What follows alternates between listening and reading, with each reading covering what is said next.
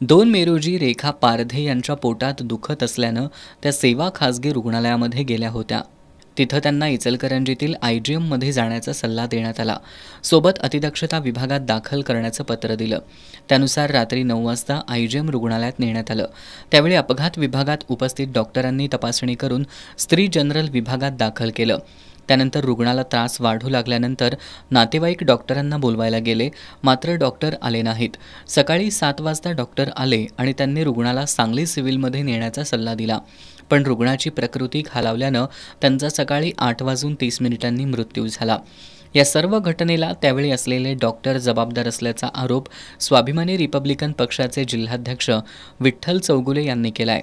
या प्रकरणी संबंधित डॉक्टरांवर कायदेशीर कारवाई करून त्यांना निलंबित करण्यात यावं, अन्यथा स्वाभिमानी रिपब्लिकन पक्षाच्या वतीनं तीव्र आंदोलन छेडण्यात येईल असा इशारा यावेळी देण्यात आला.